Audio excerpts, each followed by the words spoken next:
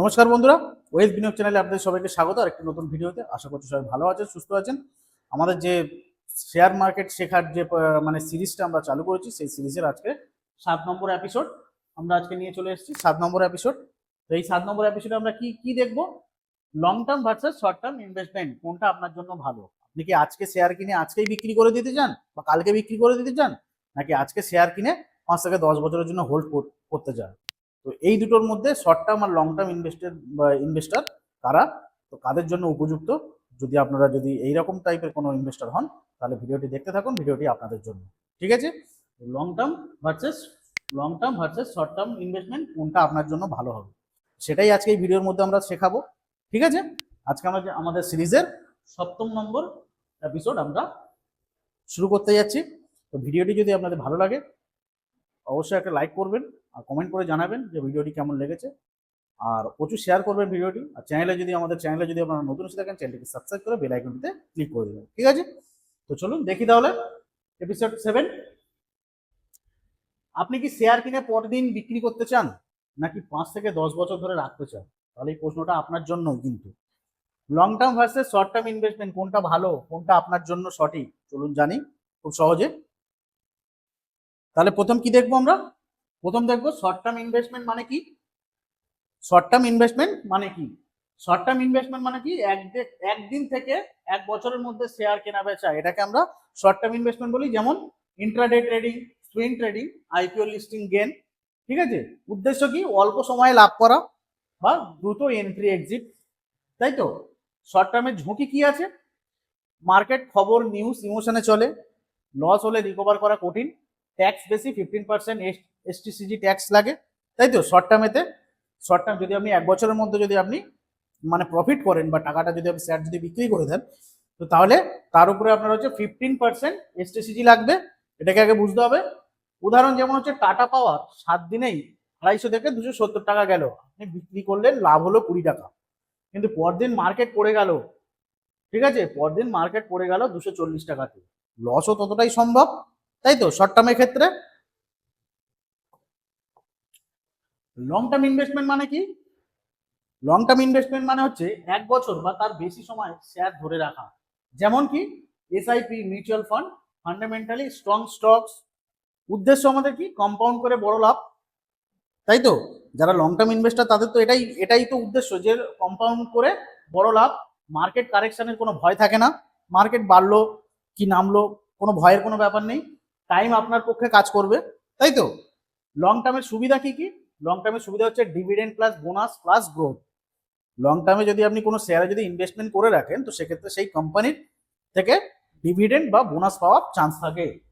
তারপরে কি কম্পাউন্ডিং পাওয়ার এখানে কাজ করে। ট্যাক্স কম, এলটিসিজি ট্যাক্স কম। এখানে 1.25 লাখ পর্যন্ত আপনার ট্যাক্স ছাড় পাওয়া যায়, তাই তো? ধরুন উদাহরণ, এশিয়ান পেন্টস 2013-তে ছিল 450 টাকা, 2023-এ দাম হয়েছে 3000 প্লাস। তাহলে কি হলো? তাহলে লং টার্ম ইনভেস্টমেন্টে তো লাভ, প্রফিটটা বেশি হলো, তাই না? প্রফিটও বেশি হলো, প্লাস হচ্ছে এখানে আপনার ট্যাক্সও আপনার কম লাগছে, তাই তো?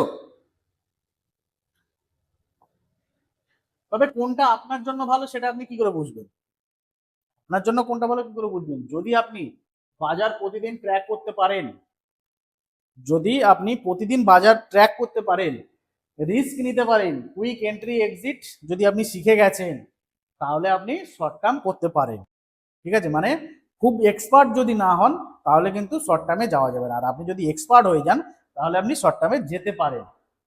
কিন্তু যদি আপনি চাকরি করেন, বাজার বুঝতে আপনি ধরুন নতুন, ঠিক আছে, সময় দিতে পারেন না, তাহলে লং টার্মই হচ্ছে আপনার জন্য বেস্ট।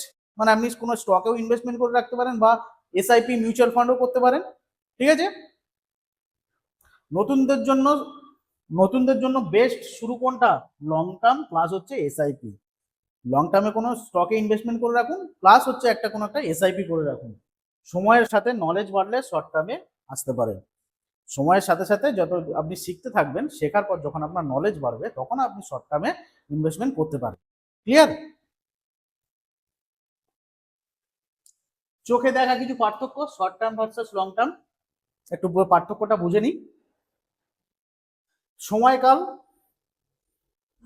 শর্ট টার্ম স্বল্প মেয়াদি, লং টার্ম হচ্ছে দীর্ঘমেয়াদী। সময়কাল শর্ট টার্মের ক্ষেত্রে 1 দিন থেকে 1 বছর, আর লং টার্মের ক্ষেত্রে কি 1 বছর থেকে 10 বছর প্লাস। লাভের ধরন, শর্ট টার্মে কেমন হয়, অল্প সময় বেশি লাভ, হাই রিটার্ন পোটেনশিয়াল, তাই তো। আর লং টার্মে কি ধীরে ধীরে বড় লাভ, কম্পাউন্ডেড গ্রোথ, ঠিক আছে। ঝুঁকির পরিমাণ শর্ট টার্মে অনেক বেশি, হাই রিস্ক, তাই তো।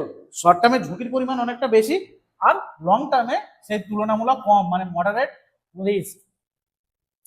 সময় দিতে হয় কখন, শর্ট টার্মে গেলে প্রতিদিন আপনাকে নজর রাখতে হবে সেই স্টকটা মুভমেন্ট, মার্কেট আপনাকে সবসময় নজরে রাখতে হবে। লং টার্মের ক্ষেত্রে মাসে একবার রিভিউ করলেই যথেষ্ট।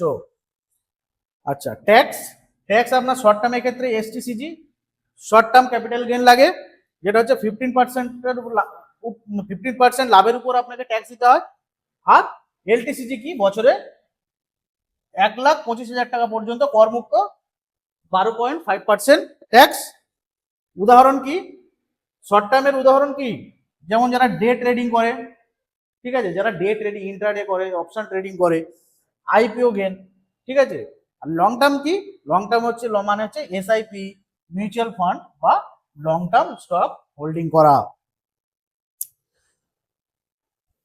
তো উপসংহার, যদি আপনি প্রতিদিন বাজার পর্যবেক্ষণ করতে পারেন ও উচ্চ ঝুঁকি নিতে প্রস্তুত থাকেন, তবে স্বল্প মেয়াদী বিনিয়োগ আপনার জন্য হতে পারে। তবে ভবিষ্যতের জন্য স্থিতিশীল সম্পদ করতে চাইলে দীর্ঘমেয়াদী বিনিয়োগই সবচেয়ে ভালো পথ। আপনি বিনিয়োগে সফল হতে চান, তাহলে এই 3টি মনে রাখুন। এক হচ্ছে টাইম ইজ দ্য কিং, সময়ের সাথে বিনিয়োগ গ্রো করে। পেশেন্স ইজ প্রফিট, ধৈর্য থাকলে লাভ হবেই হবে।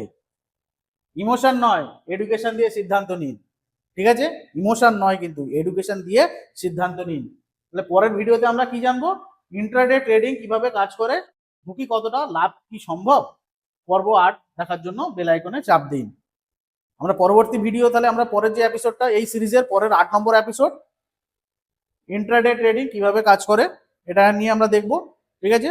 তো ভিডিওটি আপনাদের কেমন লেগেছে অবশ্যই কমেন্ট করে জানাবেন। যদি সত্যি ভিডিওটি আপনাদের ভালো লেগে থাকে, একটা লাইক করবেন, কমেন্ট করবেন, আর প্রচুর শেয়ার করবেন আপনাদের বন্ধু বান্ধবদের মধ্যে।